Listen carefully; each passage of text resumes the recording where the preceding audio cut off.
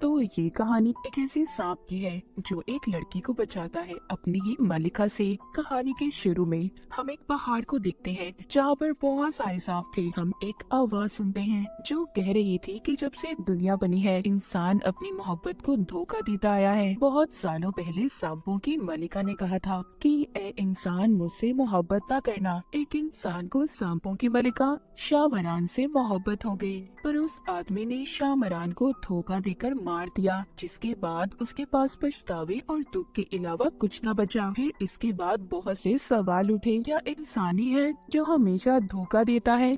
वहीं पर हमें एक आदमी दिखाया जाता है जो पहाड़ से कूदकर अपनी जान दे देता है, पर फिर भी वो नहीं मरा था। और ये वही आदमी था जिसने शाहमरान को धोखा दिया था। अब ना तो उसको मौत आती थी और ना ही वो सुकून की जिंदगी जी रहा था। फिर इसके बाद कहानी में हमें एक लड़की दिखाई जाती है जिसका नाम सासू था।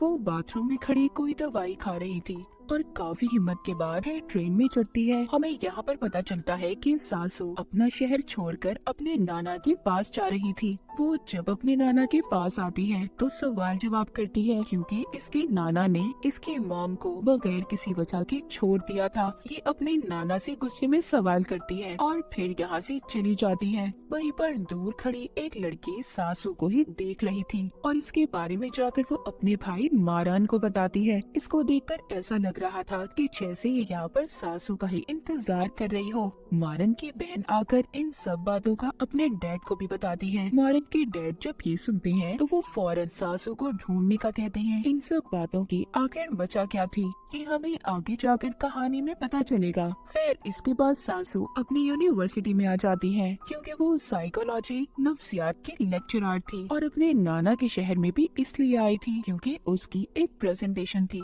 जब उसकी सीनियर ये प्रेजेंटेशन सुनती है तो वो उसको कहती है कि तुम एक सेमेस्टर यहाँ पर रहकर क्यों नहीं पढ़ाती। सासू ने भी मना नहीं किया था और इस बात को मान जाती है। जब ये यूनिवर्सिटी से वापस आती है तो इसके नाना इसके पास आते हैं और इसको बताते हैं कि तुम्हारी मॉम जानती थी कि मैं कहाँ पर हूँ, इसीलिए वो मुझे खत भी लिखा करती थी। वो सबूत के तौर पर सासू को सारे खत देते हैं। जब सासू को ये पता चलता है अब वो सोचती है तो फिर उसकी मॉम इतनी ज्यादा परेशान क्यों रहती थी। सासू ये सब जानने के लिए अब हिम्मत करके अपनी मॉम के खत को पढ़ने लगती है, जिसमें उन्होंने बिल्कुल ऐसा ही लिखा था जैसा अब सासू की हालत थी। ना उनको नींद आती थी और ना ही सुकून, अजीब अजीब सपने आते थे। सासू जब सो गई थी तो देखती है उसकी मॉम बहुत ज्यादा मुसीबत में है। तभी ये नींद से जाग जाती है। अब इसको नहाना था, पर इसको पता चलता है कि जिस होटल में ये रह रही थी वहाँ वॉशरूम में पानी नहीं आ रहा था, इसीलिए ये झील पर जाकर नहाने लगती है। पर तभी अचानक से एक तेज हवा का झोंका आकर सासू के कपड़े भी दूर उड़ा ले गया था। वहीं पर मारन भी था। सासू मारन से मदद मांगती है और यहाँ पर होती है इनकी पहली बार मुलाकात। मारन जब घर जाता है तो अपने घर वालों पर बहुत गुस्सा होता है, क्योंकि इन्होंने जानबूझकर इसको झील पर भेजा था। क्योंकि मारन के घर वाले ये कहते थे कि एक भविष्यवाणी पेशन कोई एक सच है जिसके लिए मारन को सासू से मिलना होगा। पर मारन इन बेवजह की बातों पर यकीन नहीं करता था, इसीलिए वो अपने घर वालों से भी गुस्सा हो रहा था। उसी रात सासू एक त्योहार में जाती है जहाँ पर वो एक औरत को लॉकेट बेचते हुए देखती है जो सबको शाहमरान की कहानी बता रही थी कि वो वापस आएगी और फिर से मोहब्बत को जिंदा करेगी। सासू भी इन बातों पर यकीन तो नहीं करती थी, पर फिर भी न जाने उसे क्या हो गया था। वो लॉकेट को खरीद लेती है। तभी उसको वहाँ पर एक सांप की आवाज आती है और ये चलती हुई आग के पास चली जाती है, पर अचानक से वो आग भड़क गई थी। चारों तरफ आग लग जाती है और वहीं पर सासू बेहोश हो जाती है। मारन वहाँ पर आकर उसे बचा लेता है और उसको उसके नाना के घर पर छोड़ देता है। सुबह जब सासू उठती है तो अपने नाना से पूछती है कि मैं यहाँ पर कैसे आई। वो बताते हैं कि मैंने तो तुम्हें सोते हुए देखा था तो मुझे लगा तुम खुद आई होगी। तभी सासू सामने घर में जाती है जो मारन का था। ये उससे पूछती है कि कल रात क्या हुआ था, पर वो तो साफ मुकर दिया था कि ऐसा कुछ नहीं हुआ, न कोई आग लगी न मैंने तुम्हें बचाया। सासू अब काफी परेशान हो चुकी थी। उसे सब जानना था कि उसके साथ हो क्या रहा था। इसके बाद हमें मारन की फैमिली दिखाई जाती है जो बैठे बात कर रहे थे कि आग ही उस प्रेडिक्शन, उस भविष्यवाणी की पहली निशानी है। सासू ही वो लड़की है जो हमारी काम आ सकती है। पर मारन यहाँ पर अभी भी अपने डैड की बातों के सख्त खिलाफ था। वो कहता है कि आपकी फजूल भविष्यवाणियों की वजह से किसी की भी जिंदगी को ऐसे खतरे में नहीं डालूंगा, क्योंकि वो जानता था कि अगर सासू उससे प्यार करने लगी तो उसको बहुत बड़ी कीमत चुकानी होगी। उधर सासू अपनी सारी दवाइयाँ फेंक देती है, क्योंकि उसे ऐसा लग रहा था कि ये दवाई उसके दिमाग पर गलत असर कर रही है। उसे वो सब भी दिखाई दे रहा है जो असर नहीं है। दूसरी तरफ हमें पता चलता है कि मारन कोई आम लड़का नहीं था, बल्कि वो एक इच्छाधारी नाग था जो सांप और इंसान दोनों था, और उसकी फैमिली में भी सारे सांप थे। इसके बाद एक जगह पर कुछ लोग दिखाए जाते हैं जो शामरान के किले पर ट्रिप पर गए थे, पर न जाने उन्हें क्या हो गया था और एक एक करके वो वहाँ पर बने कुएं में छलांग लगा देते हैं। ये वीडियो भी काफी ज्यादा फैल चुकी थी। इसके बाद हम इस कहानी में एक लड़की को देखते हैं जिसके पूरे जिस्म पर सांप लिपटे हुए थे, और वो अपने गुलाब से ये कह रही थी कि सासू अब आ चुकी है, उसके दिमाग से खेलो और उसको मेरे पास ले आओ। इसका मतलब ये था कि उसको ऐसी उलझनों में फंसा दो कि वो खुद चलकर मेरे पास आ जाए। अब ये लड़की कौन थी और इसका सासू से क्या कनेक्शन था, क्या ये हमें आगे आगे कहानी में पता चलेगा। सासू अब अपने नाना के घर में थी, तो वो जब जा रही थी उसके नाना उससे बात तो नहीं करती, पर गाड़ी की चाबी दे देते हैं। ये बाहर आकर मारन से बात करती है। इन दोनों की अच्छी दोस्ती हो गई थी। उधर मारन अपने डैड और एक आदमी से बात करता है। इसको भी अब आहिस्ता आहिस्ता भविष्यवाणियों पर यकीन आ रहा था। वो आदमी कहता है कि हमने आग वाला हादसा तो दबा दिया, पर कुएं वाली बात सब लोगों को पता चल गई है और दुश्मन को भी खबर हो गई है। बाहर मारन की बहनें भी इसी बारे में बात कर रही थी, जिससे हमें पता चलता है कि वो सांपों में लिपटे लड़की ही इनकी दुश्मन है, सभी इच्छाधारी सांपों की, यानी कि जो इंसान बन सकते थे। उधर सासू को दिखाया जाता है जिसकी सीनियर यूनिवर्सिटी में उसको सियान नाम के लड़के से मिलवाती है, जो आगे प्रोजेक्ट में उसकी मदद करेगा। सियान उससे मिलते ही सासू के साथ काफी ज्यादा फ्री हो रहा था। सासू भी जब वो कुएं वाली वीडियो देखती है तो डर जाती है। तभी उसको ख्याल आता है कि उसने जो त्योहार वाले दिन लॉकेट खरीदा था वो कहाँ है। वो उस आग वाले हादसे में गुम हो गया था, इसलिए ये अब उस स्टॉल वाली औरत को ढूंढने मार्केट में जाती है, जहाँ पर इसे औरत तो नहीं मिलती, पर एक आदमी अपना पीछा करता दिखाई देता है जिसने काले रंग के कपड़े पहने हुए थे और अपना चेहरा ढका हुआ था। ये देखकर सासू जब उसके पीछे जाती है तो वो गायब हो गया था। वहीं पर एक और आदमी था जो सासू से काफी बदतमीजी कर रहा था, और उसको वहाँ पर जितने भी लोग थे अजीब नजरों से देख रहे थे। सासू सब देखकर बहुत ज्यादा परेशान हो जाती है। रास्ते में उसे मारन मिलता है, जिसे मिलकर ये सब बताती है। मारन इससे कहता है कि तुम्हें वापस घर चले जाना चाहिए, ये जगह तुम्हारे लिए खतरनाक है, पर उल्टा सासू उसकी बात समझने की बजाय उससे कहती है तुम मेरे बारे में जानते ही क्या हो जो मुझे ऐसी नसीहतें कर रहे हो। मारन कहता है मैं देख सकता हूँ तुम डरी हुई हो। ये सुनकर सासू खामोश हो गई थी, क्योंकि सच में ऐसा था। रात को घर पर मारन की बहन उससे बात करती है, कहती है कि तुम यकीन क्यों नहीं कर लेते सब बातों पर। तुम और सासू एक दूसरे की जरूरत हो, तुम ही हो जो उसके लिए बने हो। पर मारन कहता है नहीं, मैं ऐसा नहीं कर सकता, और इसी भविष्यवाणी की वजह से बहुत सी औरतों की जान गई है, पहले सासू की मॉम की और फिर हमारी मॉम। अब मजीद ये सब बर्दाश्त नहीं करूंगा। लेकिन इन सब बातों के बावजूद मारन सासू से दूर नहीं जा रहा था। सासू के नाना वही दवाइयाँ खा रहे थे जो सासू खाया करती थी। इसका मतलब ये था कि ये कोई इनकी खानदानी बीमारी थी। रात को सासू जब सो रही थी तो वही मशकूक आदमी इसके कमरे में आता है। सासू का लॉकेट भी उसके पास ही था। वहीं पर एक बहुत बड़ा सांप आता है, सोते हुए सासू पर लिपट गया था। सासू इन सब से डरकर जब उठती है तो इसके बारे में वो नहीं जानती थी ये कोई सपना था या हकीकत। इसीलिए सासू इन सब से तंग आकर झील में तैरने चली गई थी। अगली सुबह जब ये यूनिवर्सिटी जाती है तो सियान इसको खाना खाने के लिए साथ ले जाने का बोलता है। जब ये खाना खा रहे थे तो सासू जब वॉशरूम जाती है, इसको वहाँ से सांपों की आवाज आ रही थी।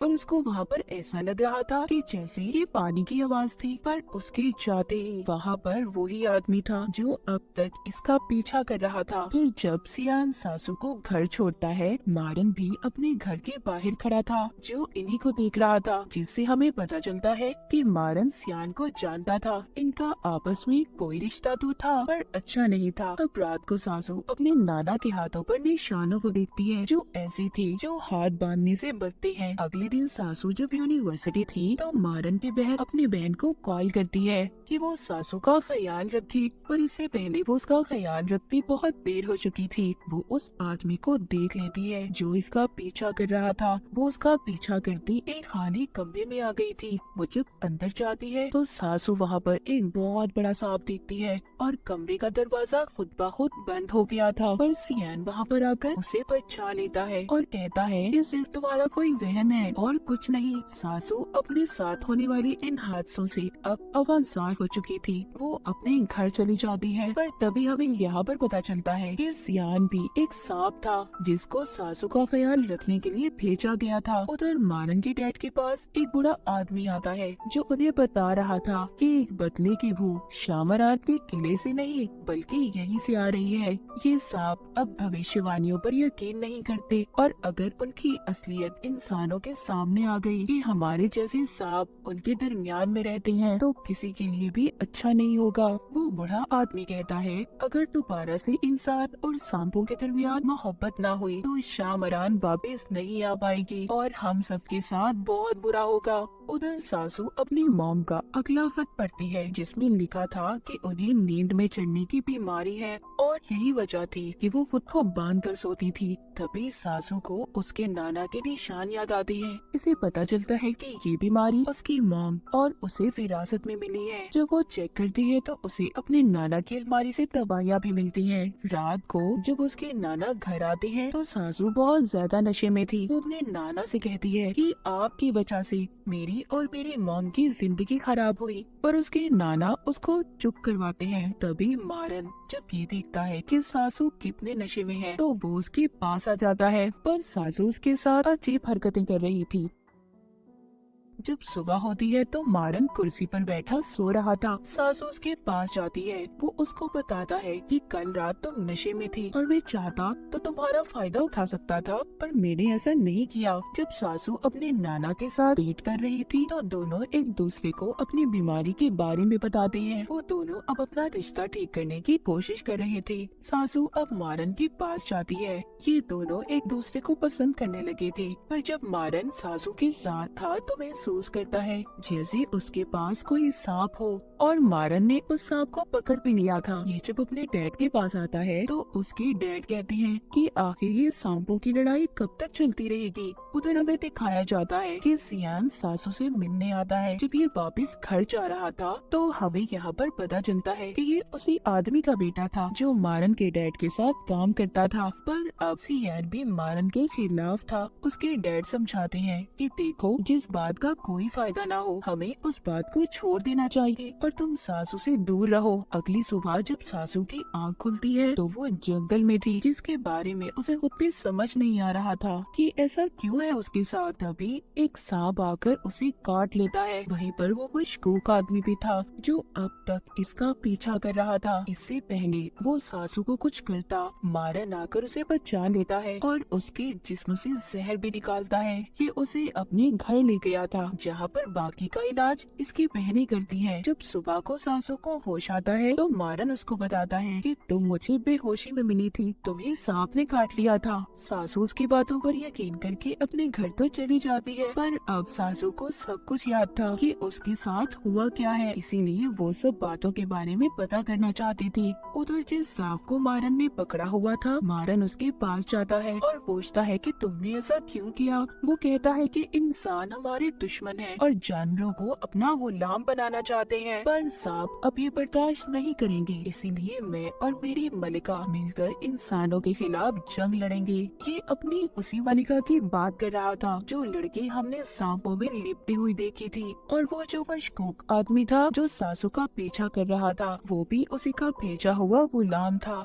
मारन कहता है, ठीक है मैं मानता हूँ, पर तुम भी जंग लड़ोगे, हमें और इंसानों में क्या फर्क रह जाएगा। वो सांप कहता है कि हमारी मलिका जाग गई है, और अगले ही सीन में हम उस सांपों में लिपटी लड़की को जागते हुए देखते हैं, जिसके जागने से बड़ी तबाही होने वाली थी। अब सासू भी मारन के घर पर आई थी, जहाँ पर वो सच जानना चाहती थी कि ये लोग कौन हैं और उसका इनसे क्या रिश्ता है। पर मारन की सारी फैमिली उसे अपनी बातों में ही उलझा देती है। पर मारन की बहन को पता चल गया था कि सासू सब जान चुकी है। उधर मारन की चिल्ट भी उतरने लगी थी, क्योंकि इन सांपों की स्किन जल्द नहीं आती थी, और इसी दौरान ये बहुत ज्यादा कमजोर भी हो जाते हैं। यूनिवर्सिटी में सासू को शामरान के बारे में जानना था, इसीलिए ये अपने स्टूडेंट्स को उस पर रिसर्च करने का कहती है। जब सियान ये देखता है तो काफी परेशान हो जाता है। इधर ही मारन भी आ गया था। सियान मारन को देखकर कहता है कि तुम्हें मुझसे दोस्ती कर लेनी चाहिए, क्योंकि तुम और मैं एक दूसरे की असलियत तो जानते ही हैं, और क्या पता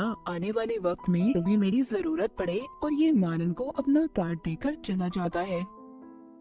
मारन सासू को अपनी पुरानी हवेली में ले गया था, जहाँ पर ये उसे झूठ मूठ की कहानी बताता है कि हमारे यहाँ बहुत सारे दुश्मन हैं और हमारी खानदानी लड़ाई बरसों से चली आ रही है। अब इधर हमें दो कहानियाँ बताई जाती हैं। एक तो मारन का पता चलता है कि उसके साथ बहुत से राज जुड़े हैं। उधर सासू की फैमिली जो आज तक कभी सुकून में नहीं रह सकी थी, पर इन दोनों में एक बात सेम थी कि इन दोनों अकेले थी और दोनों को एक दूसरे की जरूरत थी, एक दूसरे को पसंद करने लगे थे। जब ये दोनों साथ थे तो तभी मारन की सांप वाली जिल्द बाहर आने लगी थी। वो सासू के पास से चला जाता है। इसके बारे में उसके दुश्मनों को भी पता चल गया था कि मारन अब कमजोर हो चुका है। तभी ये कॉल करके सियान को बुलाता है और सासू को लेकर चला जाता है। ये रास्ते में उसे कहता है कि मैं तुमसे प्यार करता हूँ और हम दोनों अपनी नई जिंदगी गुजारने यहाँ से दूर चले जाएंगे। सासू पहले तो ये सुनकर हैरान होती है, पर फिर मान जाती है और अपने घर पर उतर कर कहती है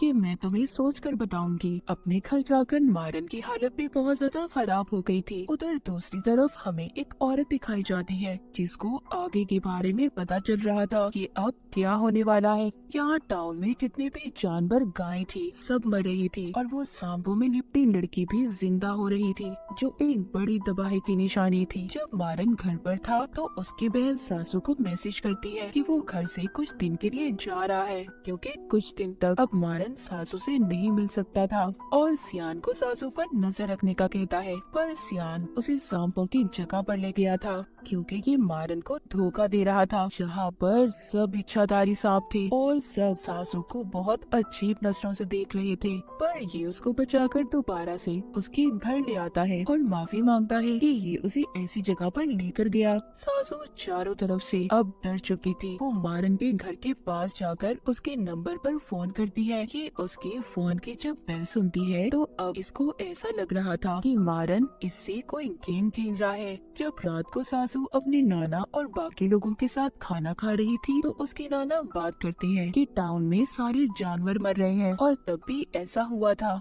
जब मैंने अपनी बेटी को छोड़ दिया था। सासू जब ये सुनती है तो अब वो मारन के साथ जाने के लिए तैयार थी। इसने उसे हाँ बोल दिया था। फिर काफी दिन गुजर जाते हैं, ना तो मारन का कोई मैसेज आता है और ना ही फोन, क्योंकि वो अपनी नई जिल्द के आने की वजह से बेसमेंट में बंद था। रात को सासू जब झील में तैर रही थी तो उसे सियान मिलता है, जो उसको अपने साथ कहीं पर ले जाने का कहता है। तभी यहाँ पर आता है मारन। सासू को कुछ समझ नहीं आ रही थी, क्योंकि सियान और मारन दोनों गायब हो गए थे। वो सांप बनकर लड़ रहे थे। मारन ने सियान को जख्मी कर दिया था, जिसके बाद वो सासू के सामने आता है, कहता है प्लीज मेरे साथ यहाँ से दूर चलो। पर अब सासू डरने लगी थी और मारन से कहती है आखिर सच क्या है, क्या गेम खेलना चाहते हो तुम मेरे साथ। तभी सासू को कॉल आती है। उसके नाना कहीं पर चले गए थे। मारन सासू को घर छोड़ता है और यकीन दिलवाता है कि फिक्र नहीं करो, मैं तुम्हारे नाना को सही सलामत लेकर आऊंगा। और हम देखते हैं कि सासू के नाना वहीं पर पहाड़ पर खड़े थे, जो हमने कहानी के शुरू में एक आदमी को देखा था।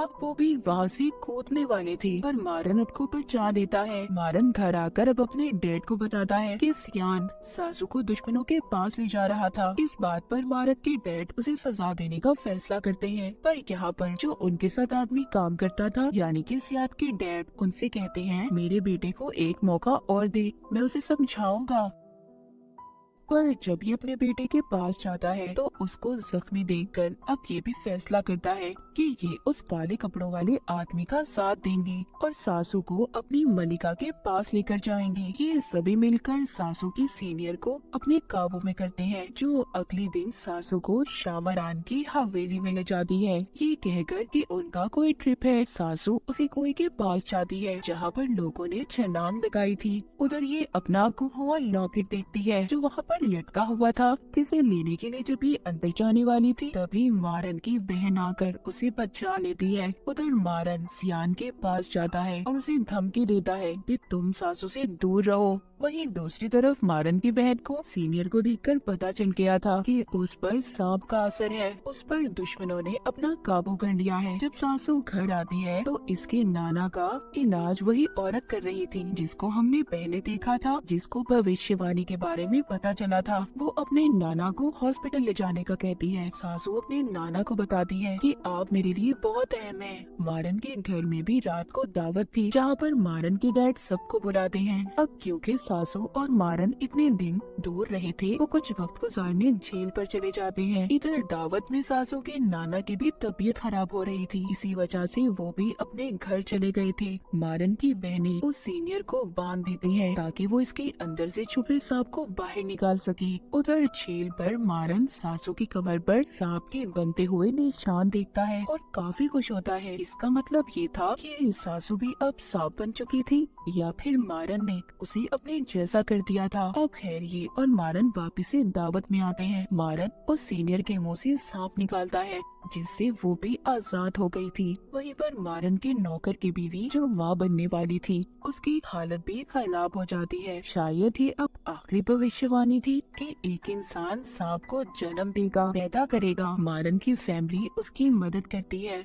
उधर सासू के घर पर मारन उसके साथ था। उसके नाना ने जहर खा लिया था, इसलिए मारन उन्हें बचाने की खातिर अपने असल रूप में आ गया था, यानी कि एक इच्छाधारी नाग के रूप में। अब यहाँ पर हमें असल कहानी पता चलती है कि सासू के नाना ही वो आदमी थे जिन्होंने शामरान से मोहब्बत की थी और उसको धोखा दिया था। यहाँ पर सासू को अब मारन बताता है कि तुम्हारे नाना ने शामरान मलिका को धोखा दिया था। उसके किले का पता इंसानों को बताया, जिसका पता शामरान की बहन को चल गया था। वो इंसानों के खिलाफ हो गई, तो शामरान ने उसे अपनी ताकतों से गहरे कुएं में कैद कर दिया और अपनी सारी ताकतें तुम्हारे नाना को दे दी, जिससे वो कभी भी मर नहीं सकते थे, चाहे कुछ भी हो जाए। और उनकी सजा उनकी आने वाली नस्लों को भी बर्दाश्त करनी है। वो जब मरने की कोशिश करते हैं तो दोबारा जिंदा हो जाते हैं और फिर से याददाश्त गुम होने के बाद एक नई जिंदगी जीने लगते हैं। और भविष्यवाणी यही है कि एक इंसान को सांप से मोहब्बत होगी, जो इंसान तुम्हारे नाना की खानदान से होगा, यानी कि तुम। इस बार इंसान को कुर्बानी देनी होगी, उसे सांपों के साथ जमीन के नीचे जाकर रहना होगा।